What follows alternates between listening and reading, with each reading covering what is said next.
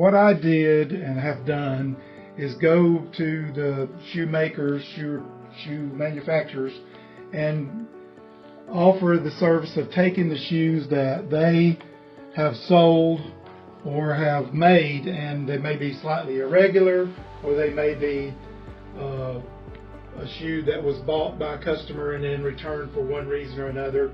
And so we take those shoes and we repair them if they need repair.